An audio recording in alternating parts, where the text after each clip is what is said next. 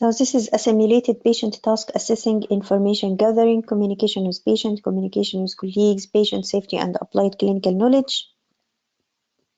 You are the registrar in the gynecologic clinic. You are going to see Mary Joy Thompson, a 37-year-old who is para 1 and trying for a second baby. She is a case of HIV positive. Her partner is HIV negative. Her scan shows bilateral hydrosalpinx. Please take the history and address her concern. This is one of the difficult stations because we need a proper counseling for the patient, and it's very sensitive. So first of all, you introduce yourself by name and role. Take the patient history as usual. We need to stress on the gynecological history. First of all, we need to ask about her periods, what type of contraception she is using, and if she is not using a barrier method, we need to screen her partner every 3 months, okay? Because he will be prone to have or to carry infection, or the infection can be transmitted, so we need to test him every 3 months if she is not using any barrier method, okay? We need also to ask about her smear history, is very important, and any other previous sexually transmitted infection, and it is expected because she has bilateral hydrosalpinx, so she should have any previous PID infection or anything like that. Also, having an HIV infection will put her at risk of developing recurrent infection from other types of infection, okay? So we need to ask about any previous other, like any other sexually transmitted infection. The smears here will be annually because she's HIV positive. We need to confirm that she is going for annual cervical screening or no, and if not, we need to modify her screening program to be annually, okay? We need to ask about her previous pregnancy, whether she has got this infection before her previous pregnancy or after her delivery. Usually in this situation, she will got the infection after her previous pregnancy, and that's why she's here today. Then we need to ask about whether she is seeing any doctor for her condition, if she is receiving any treatment or no, if she's if she's receiving antiretroviral medication, and when did she had the last investigation for viral load and CD4 count, okay? And if she has any other symptom at all, sometimes she may have recurrent chest infection secondary to this infection, or her general health, if she's fit and well, if she's having any other condition, any other medical problems, what about her surgical history, allergies. It's very important to know about smoking, alcohol, because this will reduce her immune system as well, and also using any recreational drugs, especially sharing needles. The problem that if we got an HIV infection, there is a very high risk of having HCV and HBV infection as well, cytomegalovirus, so other viral infections. So these screening tests should be added to the investigations when we are going to investigate her for other infections, okay? And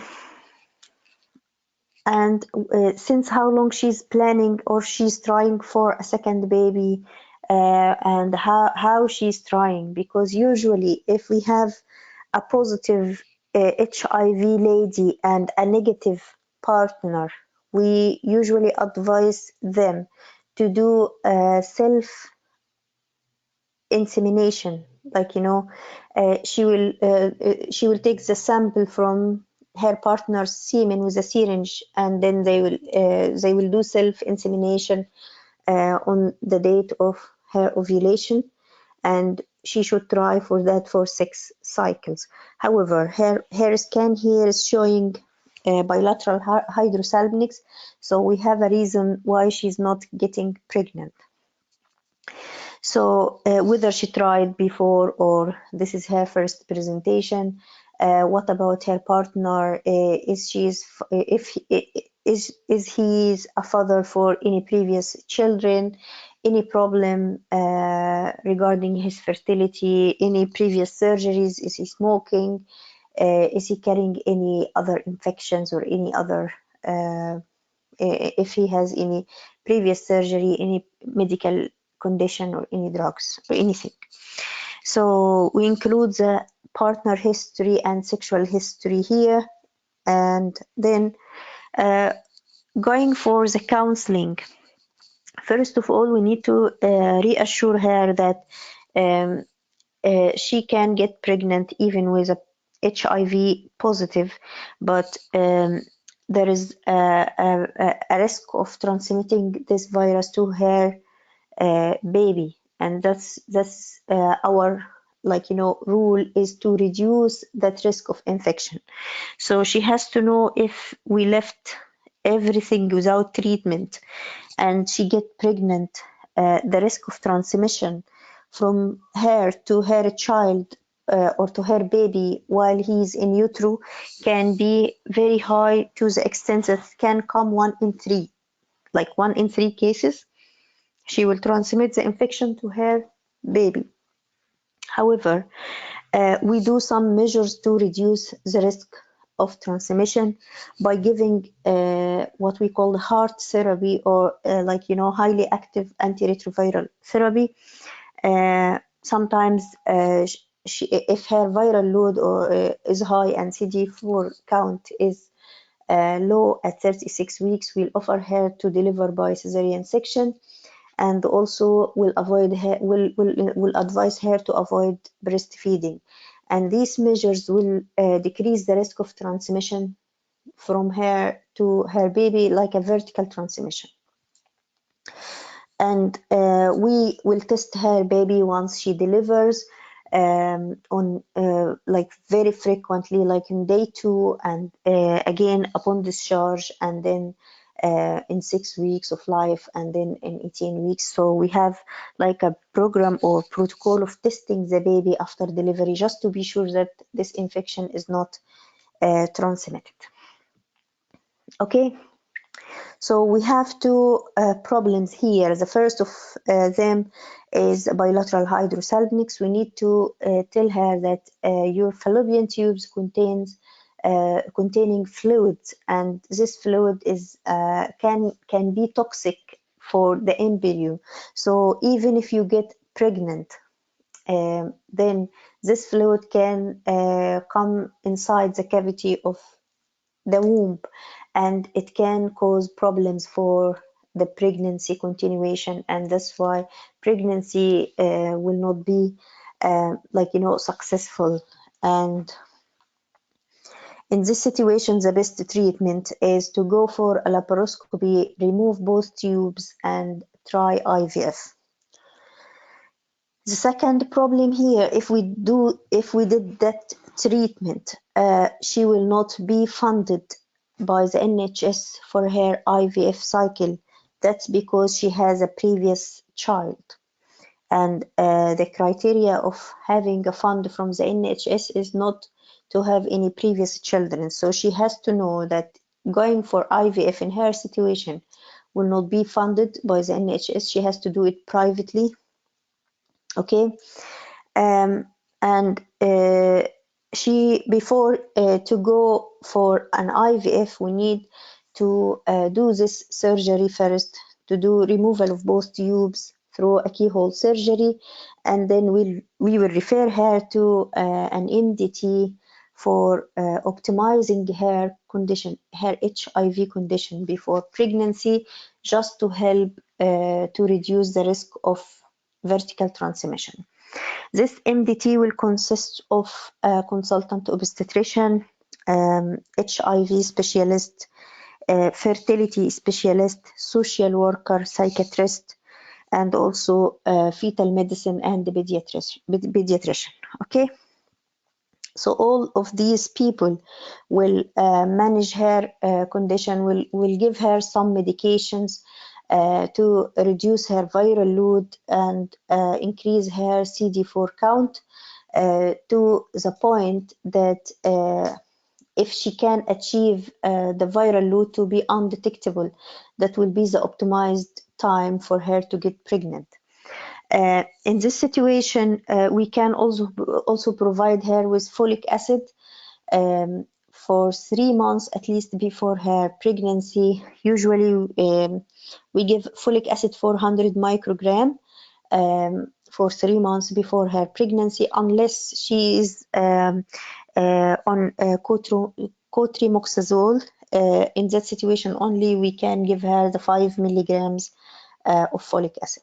So 3 months before getting or planning to get pregnant, she should be on folic acid 400 micrograms. She can be also offered to try surrogacy because that also will reduce the risk of transmission and adoption. These are the other 2 options. If she wants to avoid all of these risks, she can adopt a baby, she can do like temporary foster care or long life care, whatever she wants as another option if she is not accepting the small risk of transmission. Even if we do all these precautions, there is still a very small risk of transmission. Like, you know, we can't guarantee that it is 100% even with very, very low viral load and very good CD4 count and treatment. However, it is very minimal, but the risk is still there because there may be some mixing of bloods between her and the baby at the time of delivery or placenta. She needs to get all the vaccines needed before her pregnancy. We need to screen her, as I told you, for other viruses like, you know, hepatitis C, hepatitis B, that one, varicella zoster, measles, if she got these condition before or no. And if she's on any medication, we need to monitor her liver function test. Like the heart treatment sometimes can alter the liver enzymes, so we need to be sure that her liver functions are optimized before pregnancy. She needs to take all the vaccinations, including hepatitis B vaccine, pneumococcal and influenza vaccine. Also, if she's not planning for a baby at this stage, we can offer her the MMR and chickenpox vaccine as well. Okay, just to avoid developing these conditions during pregnancy or once she is pregnant.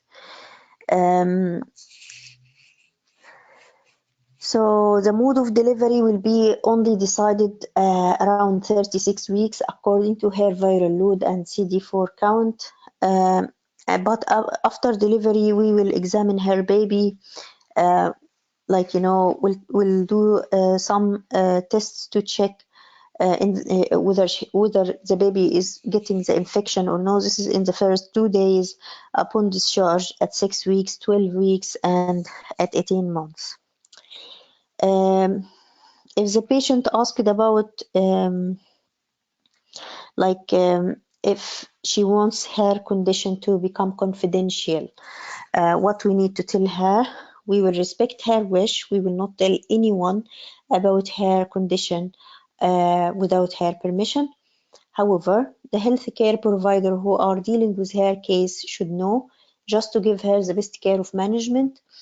And also, if she means by that she has not informed her partner yet about her problem or her condition, We will encourage her to try to do it and just to use the barrier method as much as she can.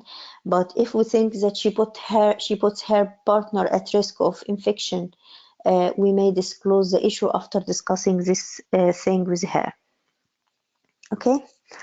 Um, that's everything. Don't forget to offer her other options like surrogacy, adoption.